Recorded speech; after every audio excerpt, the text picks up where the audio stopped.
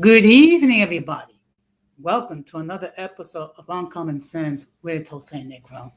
Now, for the benefit of those of you who are not familiar with the channel or watching this channel for the first time, the reason why it is called Uncommon Sense because here on this platform we discuss everyday issues where we try to find logical solutions.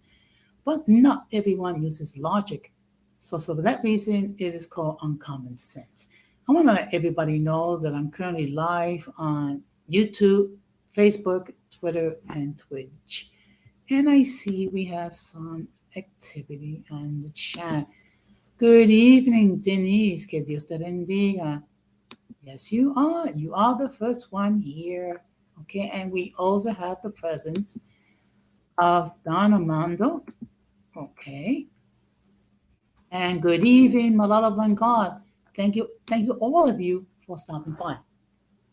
So, as always, I want to give a huge shout out to all those who've already subscribed to the channel, whether it be from day one or just recently. I really appreciate all the love and support all of you have given me. I also want to give a huge shout out to all those who follow me on social media. And I want to give a huge shout out to all those who allow me to enter into your devices. Now, I want to let everybody know that the subscriber mode has been enabled, which means that if you're not a subscriber and if you wish to enter a comment in the chat, you need to subscribe to the channel. Now, for tonight's stream, normally I don't allow people to share it. But in this case, I give my full consent to anyone who wishes to share the stream regarding the topic, the American Latino experience. Okay. Normally, I don't start during the week at 9 o'clock, but I just finished a Zoom meeting, so that's the reason for the 9 o'clock start. Okay. We do have quite a few things to discuss, okay? And before we get into the main topic, we're going to have another episode of In My Words.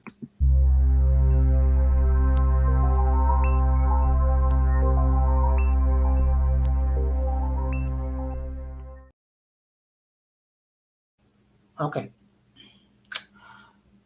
First of all, this is one thing I want to make it perfectly clear. Okay.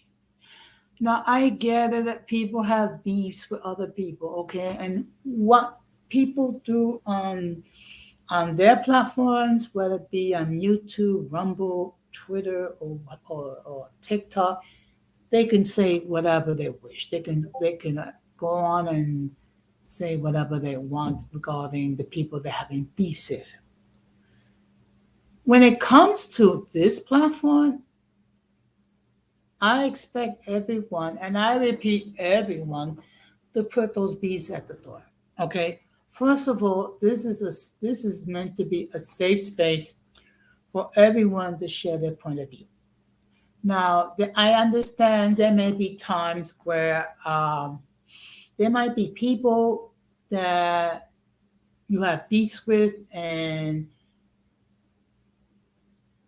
you're not going to have a kumbaya moment with these people. And I don't expect it. And look, you don't have to address anyone that you wish, okay?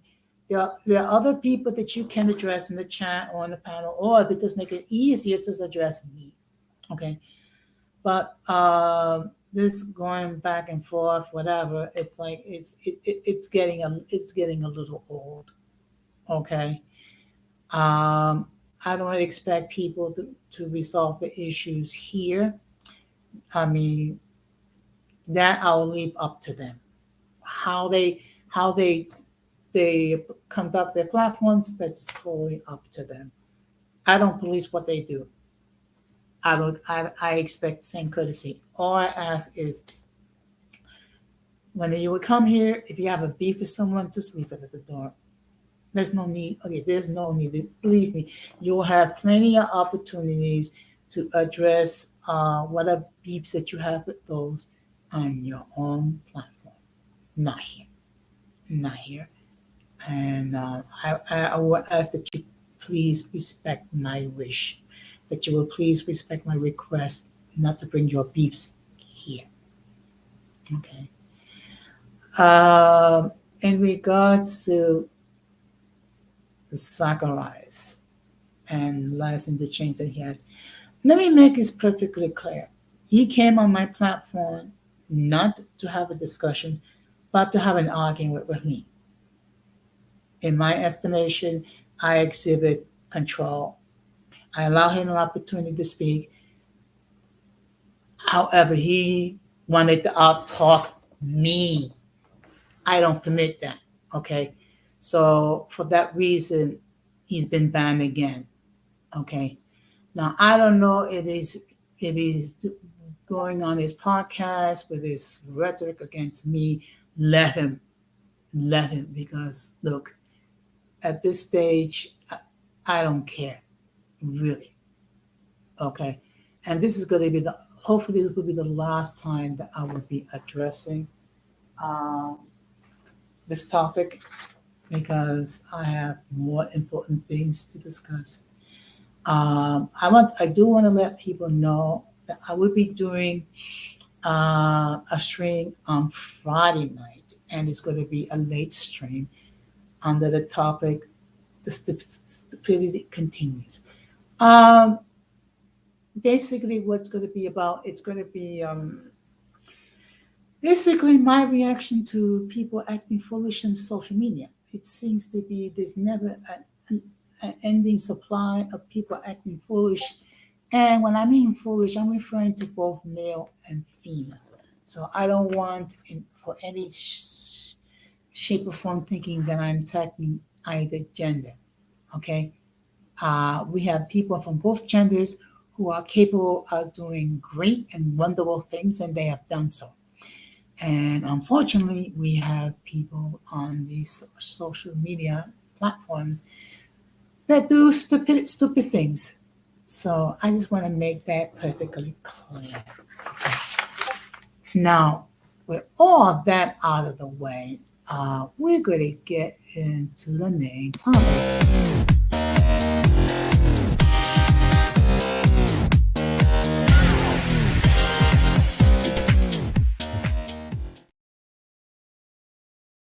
Okay. So as you can see by the thumbnail, the topic for tonight is the American Latino experience. Now, let me explain what that's about. I'm referring to us Latinos and the things that we have experienced living in the United States. Okay, and this could be either people which I call part of the Latino diaspora. That's mainly referring to Latinos that were born and raised in the United States. And then there are those Latinos that come from outside the United States, in from the Caribbean, Central and South America, and Spain. So what I'm going to be doing is I'm going to be talking about some of the issues that we all face, and it's common. Um, and and what I did was it's based on observation as far as what I've seen among other Latinos in general, and of course we have uh, the 18th letter. Good evening. Thank you very much for stopping by. So as I stated before, topic for tonight is the American Latino experience. Uh, I do give my full consent to anyone to share my stream if they see fit, if they see there's merit. Okay, and I will do my best to continue to provide quality content. Okay. Now, what is the first issue that Latinos face when they relocate? Okay. That could apply to either Latinos that were born and raised in Latin America, okay, or it could be uh, Latinos that were born here in the United States and then relocate to other areas.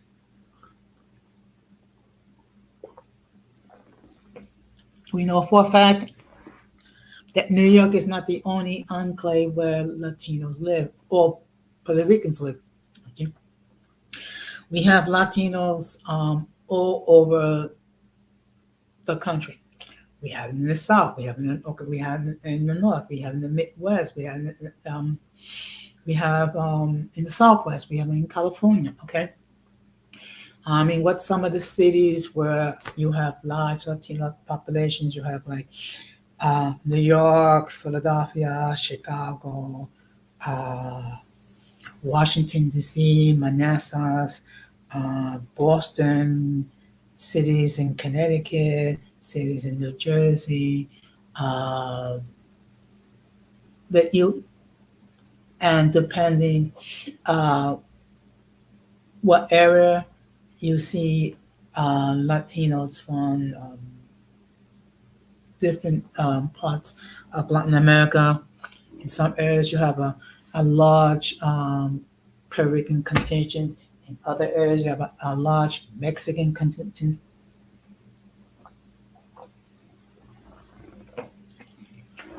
I mean, and like in Virginia and Washington, D.C., you see a large number of Latinos from Central America. Um, as far as the Southwest and in California, you have people from Mexico. Uh, Also, you do have a few Puerto Ricans who live in California, like my dear cyber daughter Denise. Okay, so when you relocate um, to a new place, you are separated from the loved ones that you leave behind. Okay, and sometimes it could be hard. Um, Sometimes, like a member, like the head of the household, has to go first and to establish themselves as far as getting a place and securing employment and whatever, and then they're able to bring their loved ones and their children to live with them.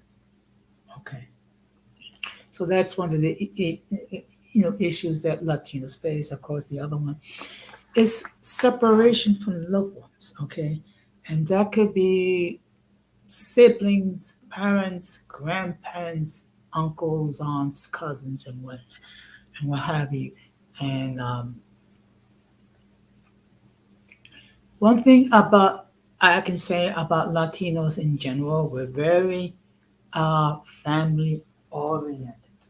Okay, we're family oriented, and of course, family is very important, and that's something that's across the board, whether it be you're from the Dominican Republic, Puerto Rico, Central America, South America.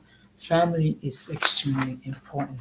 So when you have to leave uh, your country of origin to move to any part of the United States, you have to deal with the fact that separation, and then concern about when you're able to see your loved ones again. Okay, nowadays with all this modern technology, um, you can use the apps like WhatsApp to do video phone calls with loved ones. You can also do virtual meetings through Zoom. So, of course, it's not the same thing as being live with a loved one, but it's the well, I don't want to say it's the next best thing, but at least you can have maintain some sort of contact with your loved ones. It could be a challenge as far as the elderly because Sometimes the elderly have problems adapting to modern technology. Okay. Now, the next issue is, of course, adapting to a new place. Okay. And I've seen it also as far as the asylum seekers. Okay. Now, I don't want to get into the political as far as why they're here and what have you, and the issues that raised by their coming over here. I mean, I have discussed this on my platform previously. I don't want to get into the political side. This is not the time for it. But one thing I have observed. Good evening, Irby. Thank you very much for stopping by. The topic for tonight is the American Latino experience. So what I'm doing is I'm discussing some of the experiences and issues that Latinos face when they live in the United States. Okay, so it's different when you are raised in a country where the primary language is Spanish, and you live in the country where the unofficial language is English. Okay, because let's make this perfectly clear. This country does not have an official language. It has an unofficial language, which is English, but this country does not have an official language. So, adopting to a new place, a new city, a new home. There's issues. First of all, because you're trying to figure out what's okay and what's not okay. So sometimes it can take a while to get used to doing things. One thing this is what I have heard, and this is one thing. Now I don't know if this is true, but this is what I heard. Um, when it comes to certain Latin American countries, like if you need a particular type of prescription medication, whatever, um, you can go to the pharmacy, just ask for it, and if you have the money, just get it. Here in the United States, um, there's certain medications which is not over the counter, and you have to have a prescription to pick it up, and that's something that could be a challenge, and something that the Latinos need to adapt to. Okay. Another issue can be learning English. Okay, this could be a problem. First of all, let me just explain. This is my perception. See, the difference between English and Spanish is the following. In Spanish, it's more you more or less spell things phonetically. In other words, you spell words as a sound. Okay. With English, it's a different story. Okay. First of all, it's to me, it's like a mixture of multiple languages all rolled into one. Okay. And in English, you have consonants and vowels. There's more one way to pronounce, and you have to be mindful of that when you are speaking in English. Okay, this is something that people born and raised in the United States, they don't have to worry about that because it's like second nature. We don't even have to worry about it. But when it comes to someone who's from a native language, who the native tongue is Spanish, it could be kind of confusing. Okay, um, and sometimes a little bit hard to pronounce certain consonants or certain vowels.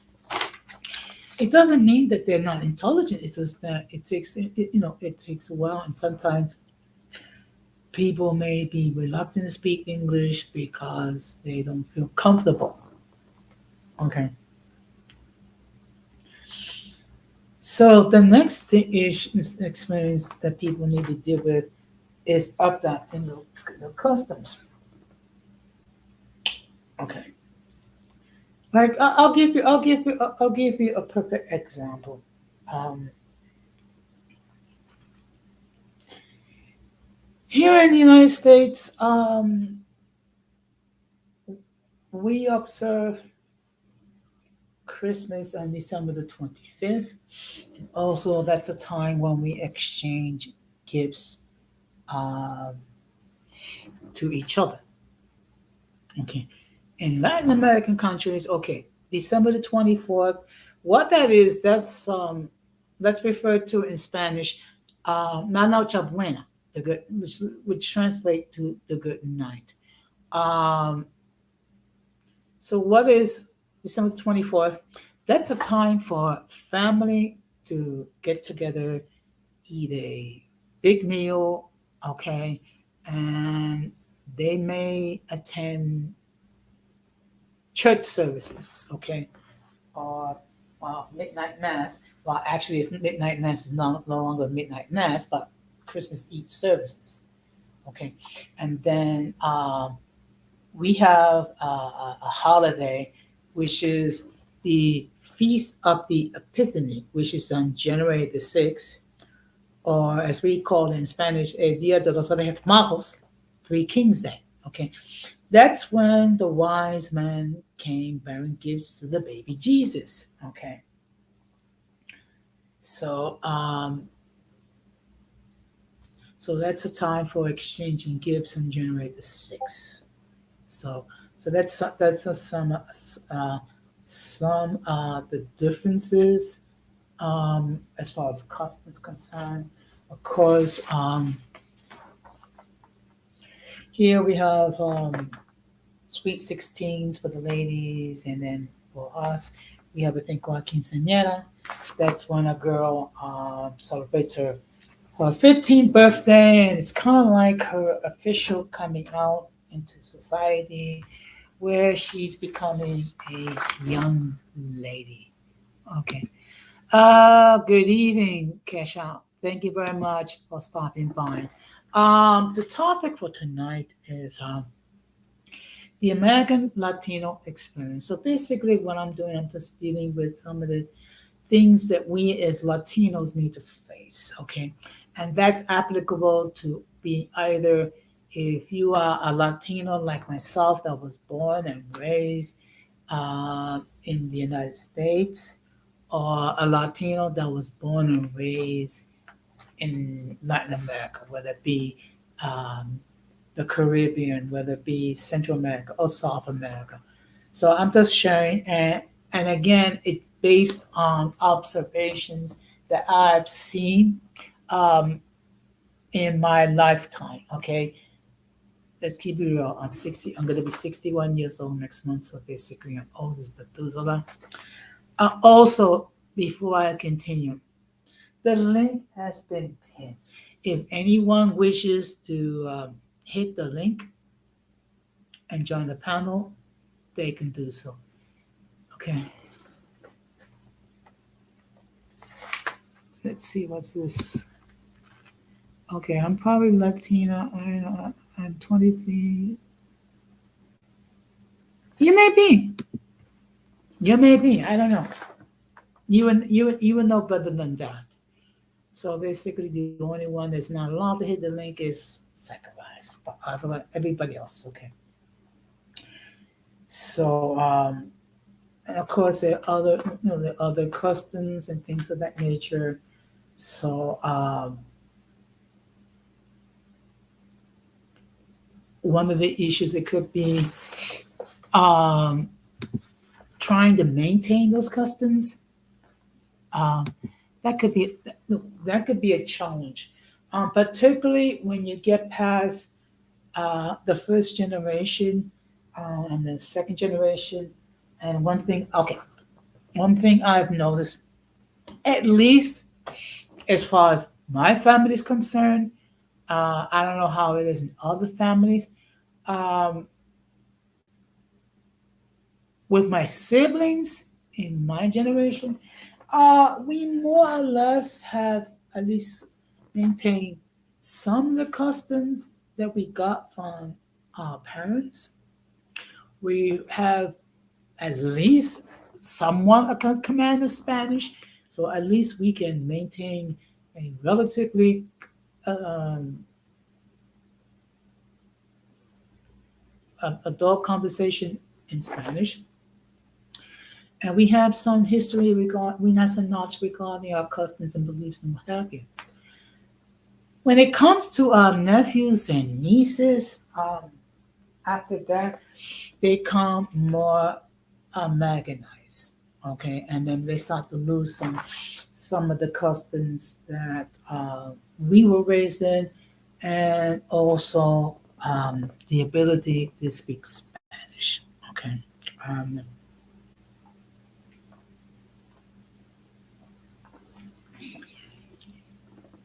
the fact that you know there is some of the flavor of being Latino does not take away the fact that they are, okay. There's just as much as Latinos as people of my generation, and as well as people that was born and raised outside of the United States. So now, what some people can do is that they can combine um, the beliefs and traditions that they have, and just link that up with some of the American traditions. Okay, and I think when if people if they can do that, that's a good thing. So basically, what you have is the best of both worlds. Good evening, Ramon. Thank you very much for stopping by. The topic for tonight is the American Latino experience, and I'm going to ask the people if they can, please hit the link to join the panel, and we can have a discussion. Okay, and if you can't, I get it. People have things to do, so and of course, people will catch the stream on the playback. Okay. Now, what is another issue that we got to deal with? Discrimination. Okay. One thing that we have to bear in mind. Okay. I know some people don't like to discuss it, but the reality is this: this country has had a long history of not dealing well with people who are different. Okay. That started with the Africans that were brought here to this country as chattel slavery. That also had dealt with the indigenous people and the way that we treated them, as far as violation of treaties and things of that nature, and also other groups. I mean, back in the 19th century, there was basically signs saying Irish need apply and what have you. And also there was a certain amount of prejudice um, against Catholics for reasons that I really don't know and understand. So we do have to deal with discrimination. Um, Sometimes we are told, or let me put it this way, ordered to speak English when we speak Spanish. Okay. And again, let me make this perfectly clear. And I have to keep it perfectly clear. I mean, I know that the audience understand because they are intelligent people. In this country, there is no official language. Okay. Uh, the unofficial language is English. So therefore, and unfortunately, there's a great deal of um, how can I say, lack of knowledge when it comes to Latinos. Like they tend to think all of them are Mexican, which I'm not. All of them think that we just basically want to, with drug dealers and what have you, and that the women are submissive. I mean, I mean, there's good and bad in every community, okay? And I would just say if you really want to learn about us, ask us questions, okay? Ask us questions, okay? And do some research for crying out loud, okay? Now, I have been fortunate in the sense that I have visited a few Latin American countries. Okay, among the countries that I have visited has been Colombia, Panama, Mexico, the Dominican Republic, and of course Puerto Rico. Okay, so I have been fortunate to visit those countries, and I'm also fortunate the fact that I speak Spanish. So therefore, I am able to communicate um, with other Latinos. Of course, I have to bear in mind that there's certain phrases that, while may be acceptable with some people, it's not with others. So you just have to be mindful regarding those nuances, okay? And sometimes that could be a problem, but particularly for those who are not familiar with Spanish or are learning Spanish or what have you, and you have to be mindful because you can accidentally say something offensive without even knowing that you did. So, but generally we'll just, we'll kindly, politely correct you. So there's nothing, okay, to be concerned about. Now the next two issues, it's going to be, I'm going to look into one, being firepower and an issue with self-identity. Yes, let's follow Kisha's example and let's get those likes up, please. And also, I would appreciate it very much if you share with others the fact that my channel exists, and if possible, encourage people to subscribe to the channel. It doesn't cost you anything, okay? And those likes does help my algorithm. I noticed that uh, from the beginning, um, most of the people who view my stream don't subscribe, which you know all I can say is if if you find that my content has value, please subscribe. It doesn't cost you anything. Now let me just tell you what some of the issues, okay? And this has to deal with people who are part of the Latina diaspora compared to those Latinos that were born and raised outside of the United States. Okay. Okay, I see you practicing your Spanish. Okay. Okay. Cool. Muy bien. Muy bien. So, one of the problems, and I don't know. Okay, I cannot speak as far as Dominicans concerned or Central Americans concerned, but sometimes there's there's a certain perception, okay, that if you were not born and raised in Latin America, but you were actually part of the Latino diaspora. With some people, it's like you're not Puerto Rican, you're not Dominican, you're not Cuban, you're not Colombian, and what have you. Now, I have addressed this topic, I believe last year, and I devoted quite a few streams regarding that. okay, which we discussed it, and also we discussed what can those of us who are part of the Latina diaspora can learn from our counterparts that were born and raised in Latin America, and they in turn, what can they learn from us? Because the reality is that our experiences are different. Okay, I'm not saying it's bad. I'm just saying well, it's different. Okay, I can't. Okay, for me, it's hard for me to relate to something that say Denise has experienced or Ramon has experienced, uh, because I was not born and raised in Puerto Rico. Okay.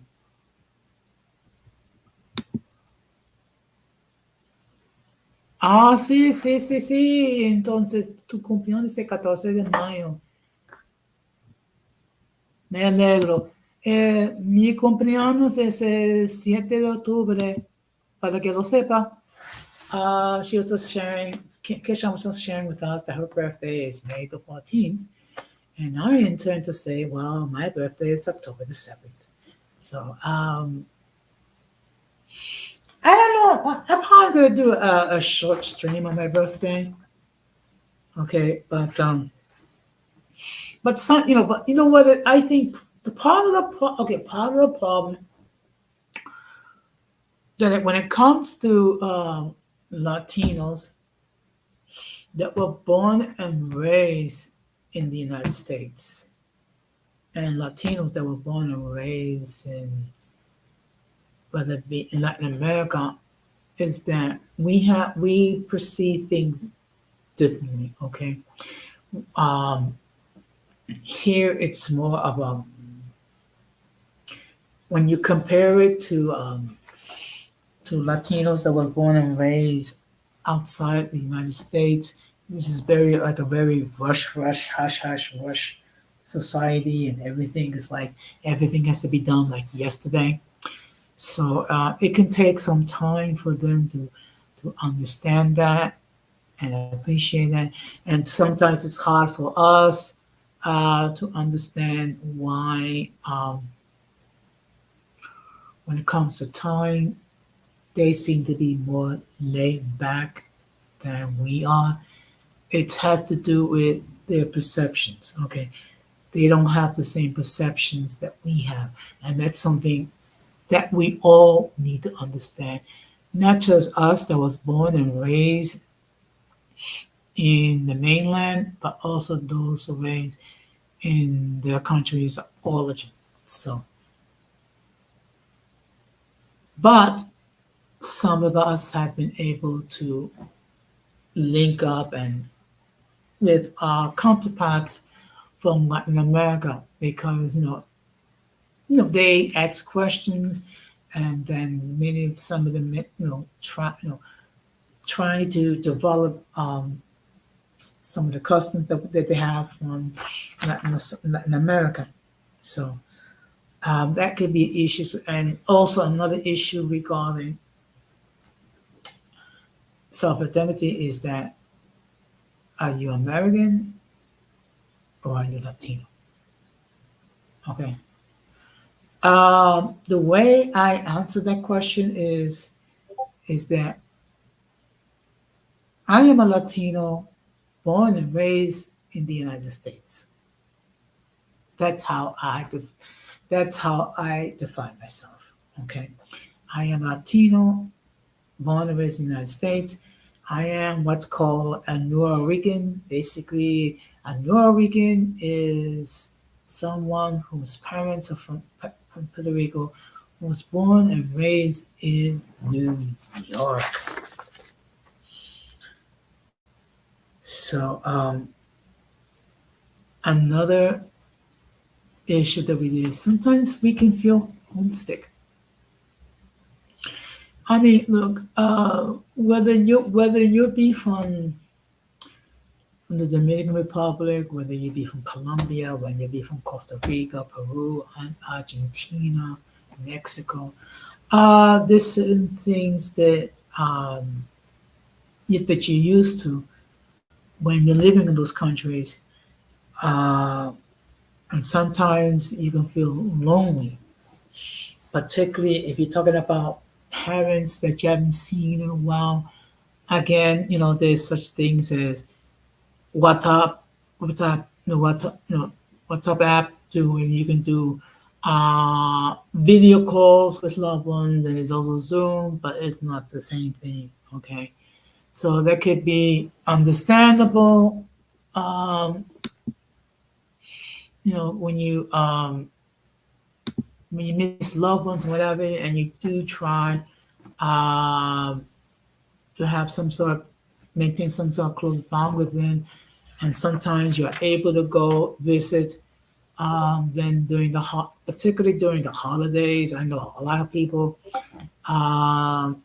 they go to Puerto Rico or the Dominican Republic or their countries of origin to spend the Christmas, New Year's holiday and things of that nature.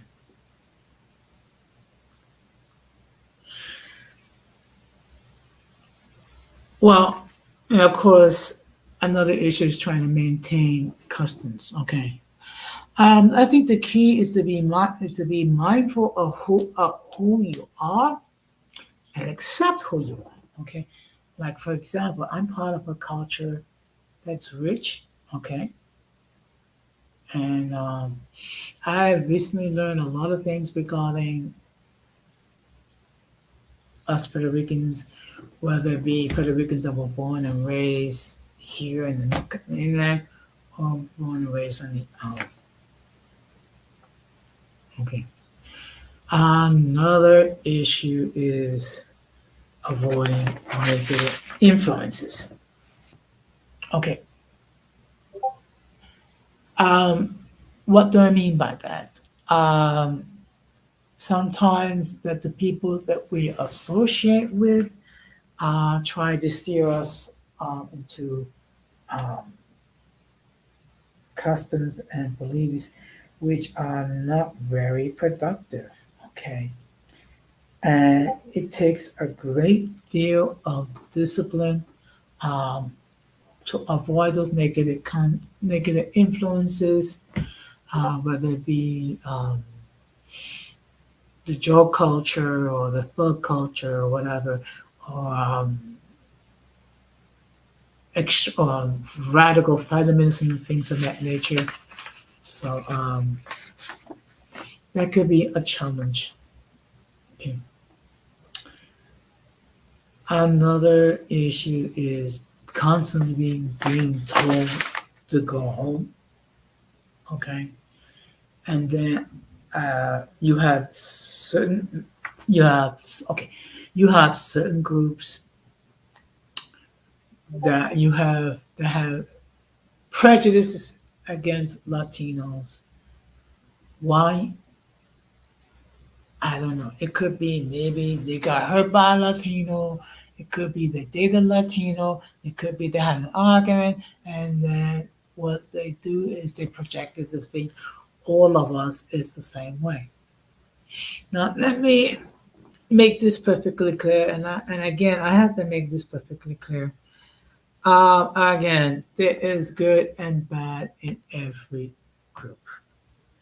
Believe me, there are certain Latinos that you know that we are very disappointed in because of what they say or what they do, or that what they do is they give like a negative influence regarding Latinos. Okay. And of course, we hear this all the time: Latinos are racist, Latinos are racist, Latinos are racist. Okay. Okay. I'm not going to lie.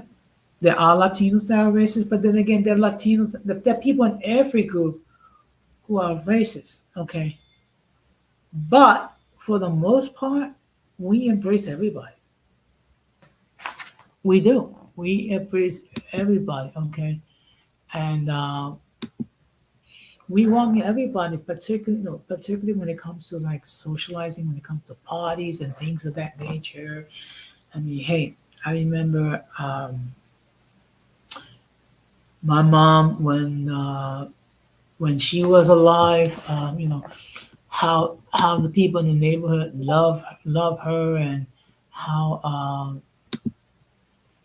you know she would feed them, and talk with them and interact with them.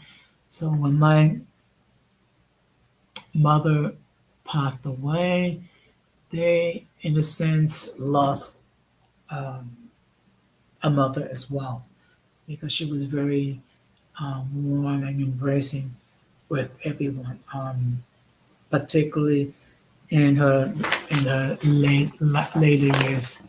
Okay, and then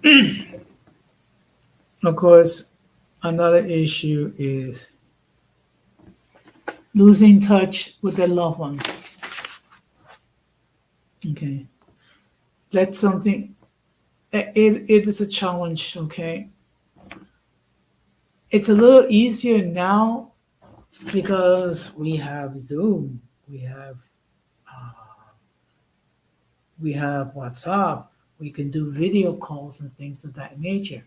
Okay. Of course, it could be a problem because the older generation is not all that swift when it comes to modern technology. Okay.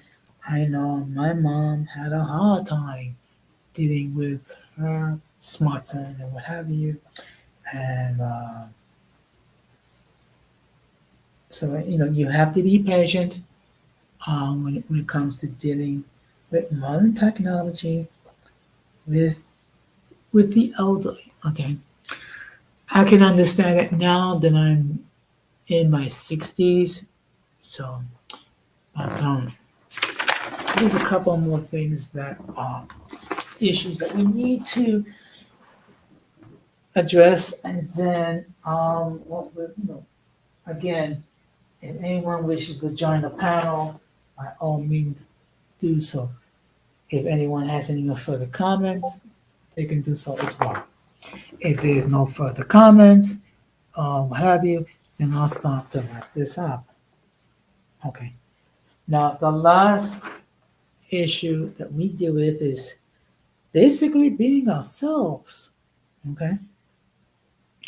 And part of the problem is how we see ourselves. Okay. I think this is more an issue regarding Latinos born and raised in the United States, like the first generation, because it's like we have U.S. citizenship uh, due to the fact that it was born and raised here in the United States. So it's like on the one hand, we're U.S. citizens, on the other hand, we're whether it be Dominicans, Puerto Ricans, Cubans, Ecuadorians, and so on and so forth. So um, now, how do we how we deal with all these issues? Um, I think okay, it will help if we have a healthy self-esteem, that we are able to love ourselves and accept ourselves for who we are. Okay. If we can do that, we are able to adjust and deal with our experiences here in the United States. I mean, unfortunately, we are always going to deal with ignorant people who will tell us to speak or order us to speak English. We're always going to deal with people who will insist that we give up our customs and traditions of things of that nature. Okay, and that's a treasure. Okay, and my thing is, why you want to give that up? That's something that makes you unique. That's something that makes you special. Something that identifies you. Okay, like for example, the experiences that Don Armando has, it's unique towards him. Also regarding Denise, also regarding any Latino that's currently living in the United States, whether it be Latinos that were born and raised here or Latinos that were born and raised elsewhere. Okay, so let me just take another drink because I have been doing a lot of talking and I turn off the AC so I can hear myself.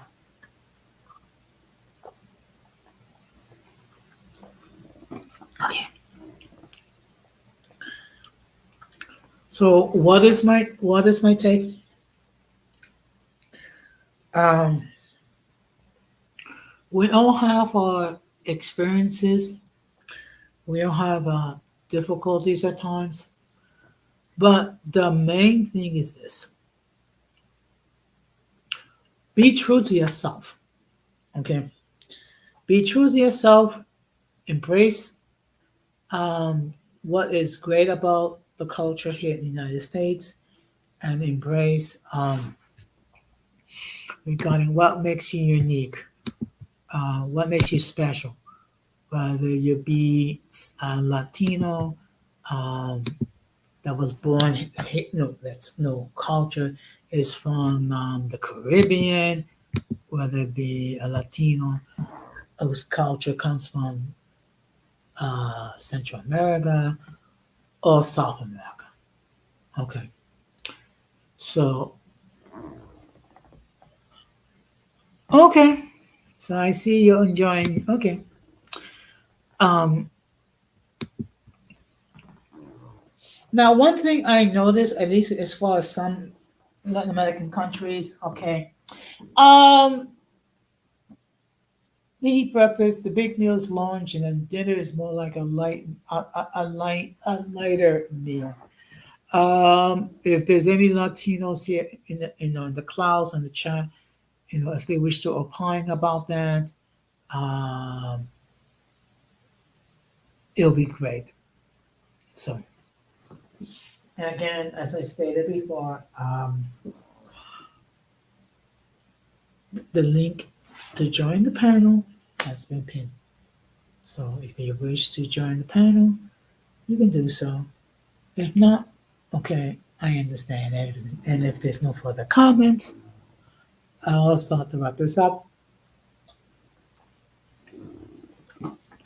Um, to be honest, I was hoping that maybe uh, the intro Boricua or Don Armando or Denise can join me in the panel and share their experiences as far as being Latinos born now living here in the US.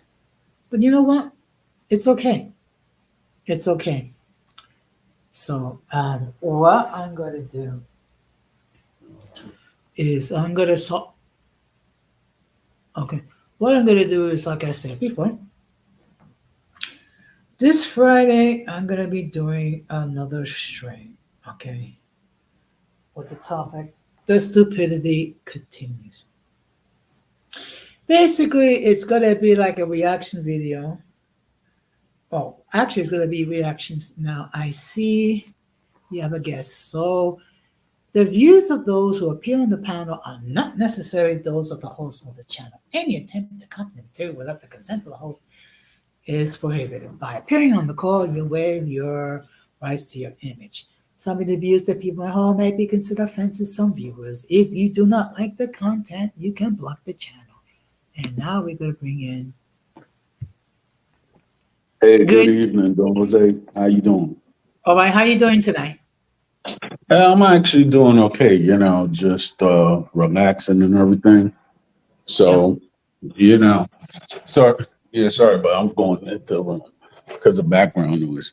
But other than that, I'll tell you my experiences as a Latino American. Sure. I mean, my experiences, well, me living in the Bronx and so forth, is that certain people, they, need- they don't think, they think of you as one thing, but yet when they actually look at your name, they'll say, how is this so and whatsoever, or they'll try to second guess you because that's, I guess, it's a New York thing. But like when I was living in New Jersey, yeah, certain people that were second guessing, but when I said what I was, it stood. You know what I'm saying? Hmm. So, I mean, I'm going to tell you my experiences. Growing Yeah. up, I grew up in a time where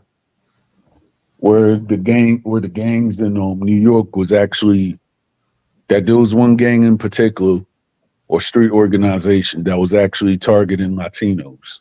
Hmm. So you had certain people that they felt like they were getting picked on, and and you had certain people who were disrespectful. This was not towards all Afro Americans; it was just a certain part. So, with that said, you had certain people that they was not feeling it, and I guess that's why in certain days, in certain things, the Dominican community they have a certain distrust or whatsoever because of those times. And I lived there. I lived it in that time. So therefore, I'm talking about like between 98 and 2000. Hmm. You had Latinos that they actually went and they joined a famous street organization, which I'm not going to say Okay. because we felt like I didn't join it, but I know people that did, and they still have high ranking within those street organizations. And it was the thing is like, yo, these people are going against ours. So therefore, we're going to join up and we're going to defend ourselves.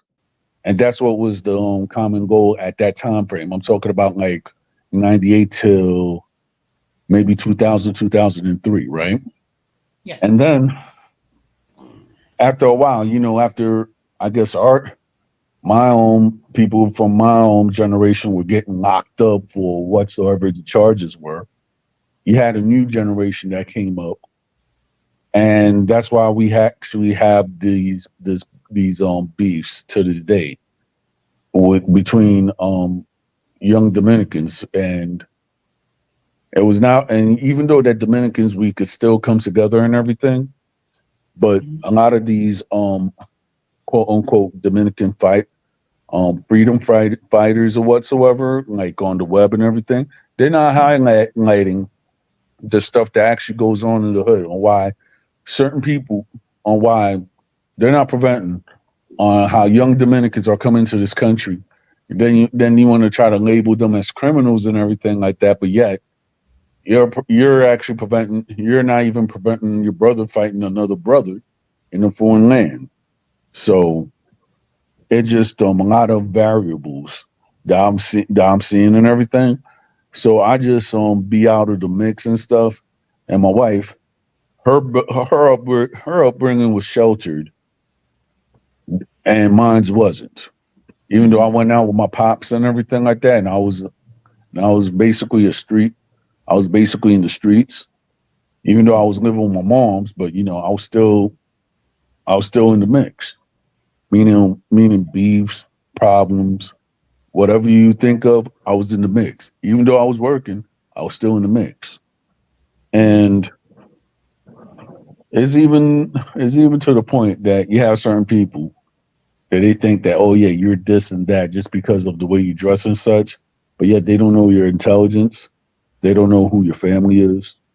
And most certainly, when certain people about, oh yeah, this person's not doing anything or doing nothing with their life, and then when you shock them on what you're doing, they can't really say nothing. They'll be like, oh crap, I didn't see that coming. So I've seen a lot of people that will try to second guess you or anything like that. And then when they see that you doing big things without them, they want to know like how.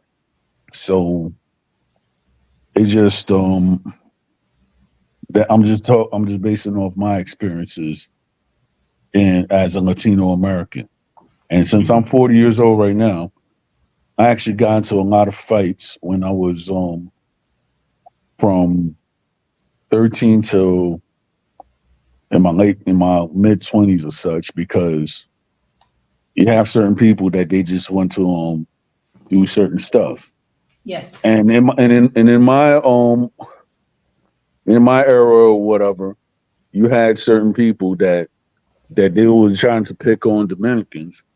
And me growing up, if a person talked bad or anything like that, or they'll try to disrespect the Dominican flag right in front of you, that was a penchant for a fist fight or a shootout.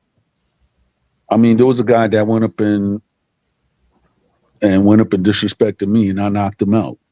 And then the result of that is that I got stabbed 8 times.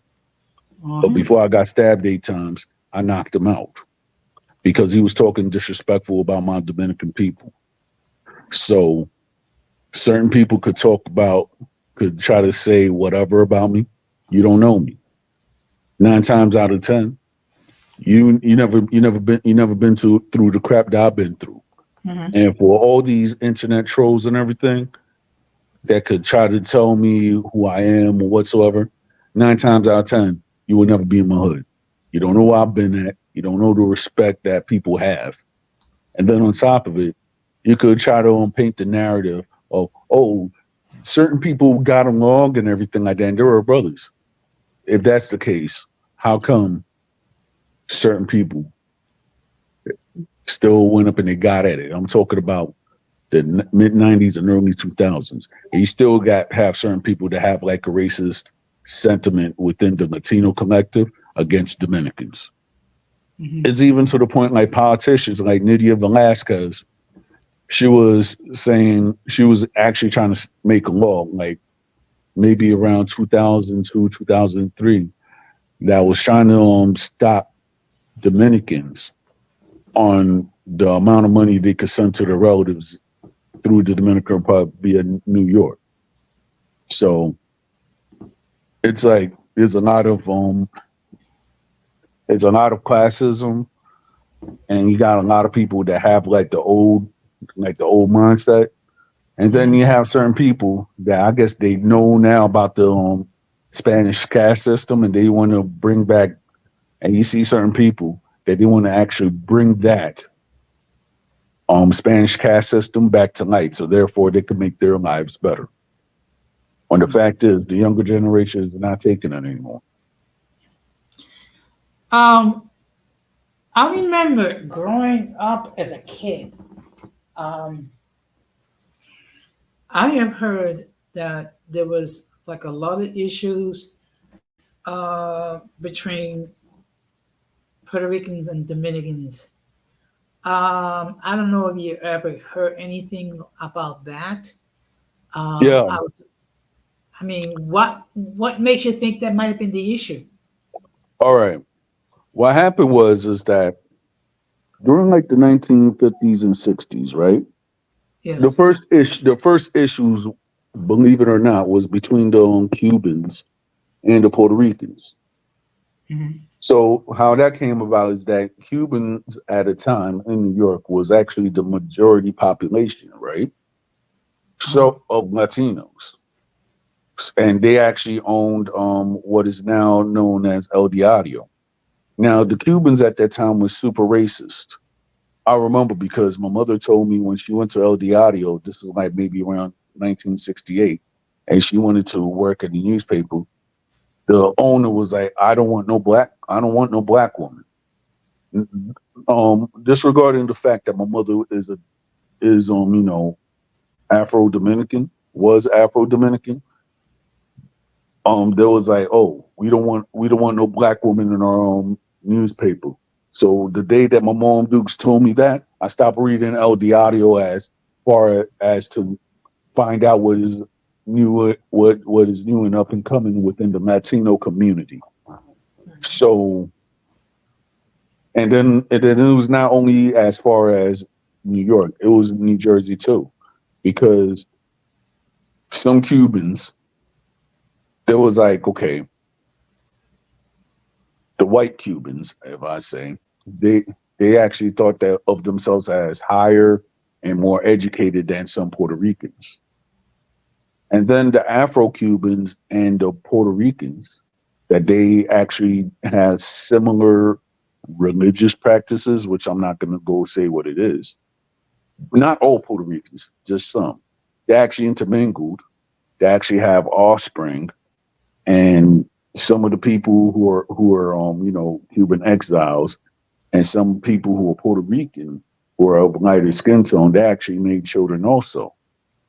So during that time, I'm talking about the 50s, 60s, maybe 70s. You saw a lot of inter like between like well, I'm not going to say inter, but you see a lot of Puerto Rican and Cuban marriages, or and their offsprings being born.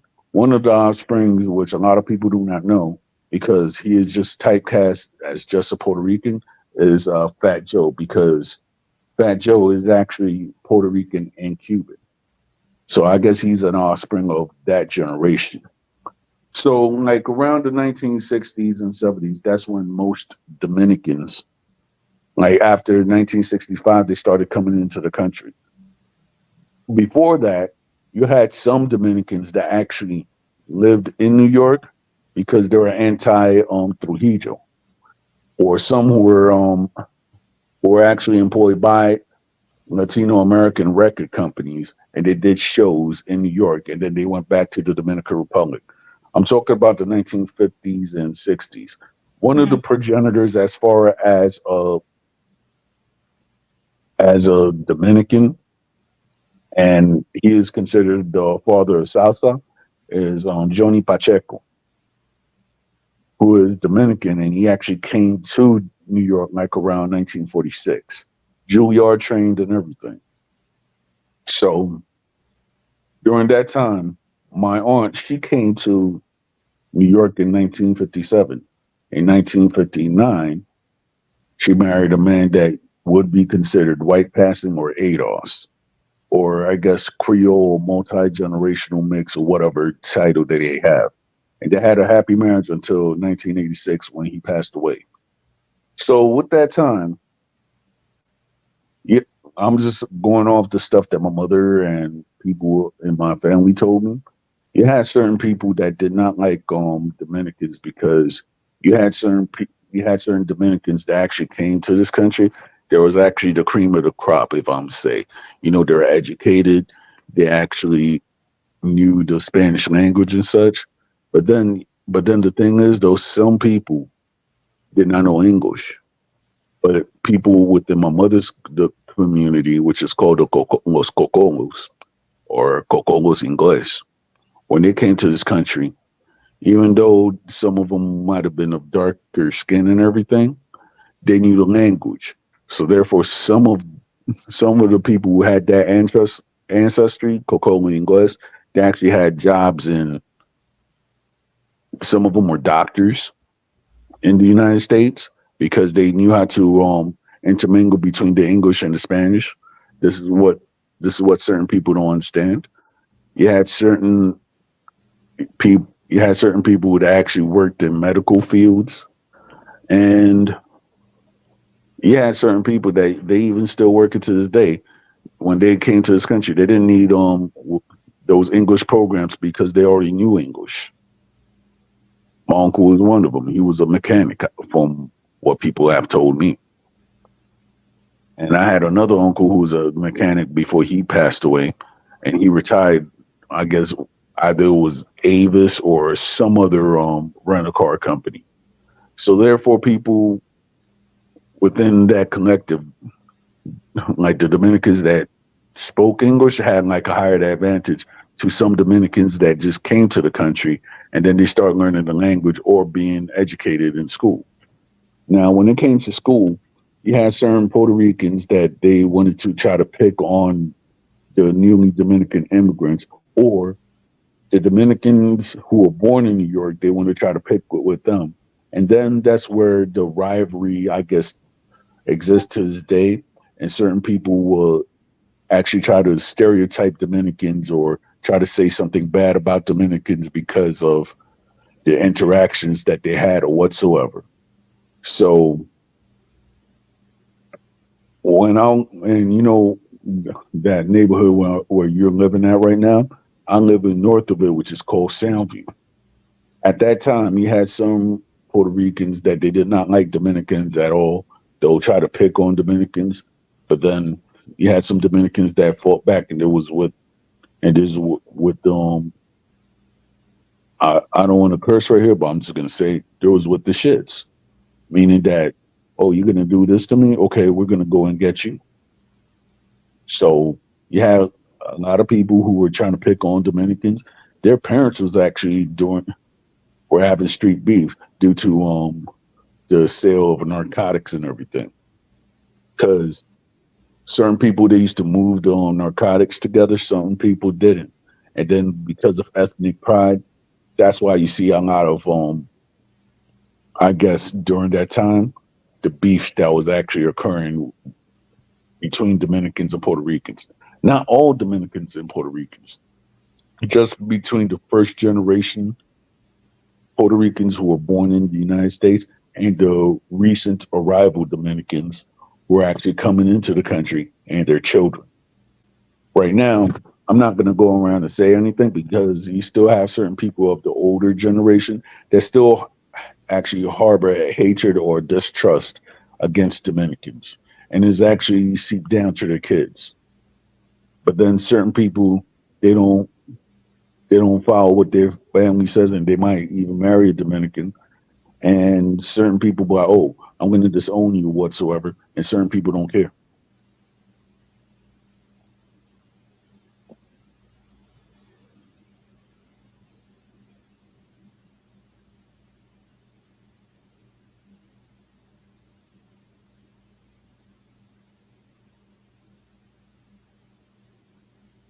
That's my explanation, but somebody could tell me whatever. But I'm just telling you what I've experienced and what certain people have experienced. I guess within New York, I can't really talk about the Dominicans Boston because I never been to Boston. I can't really talk. I only could talk about maybe my experiences in Hudson County, New Jersey. But as far as Philadelphia, I could say that the Puerto Ricans and the Dominicans they get along better. But then to an outsider, they always will call a Spanish person, whether they're Puerto Rican and Dominican, because they don't know the difference. They will actually refer to them as Poppy. So, or if it's a Latino store here in Philadelphia, that like in New York they call it the bodega. Here in Philadelphia they actually call it the Poppy store. So I'm just telling you my experience. Don Jose.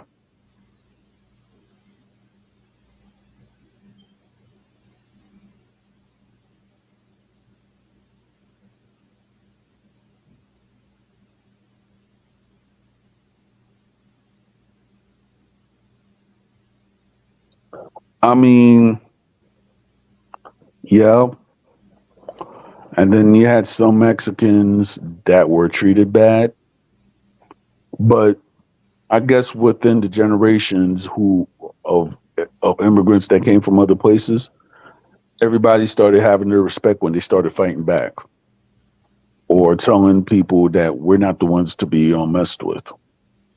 So I'm just saying that of my experience.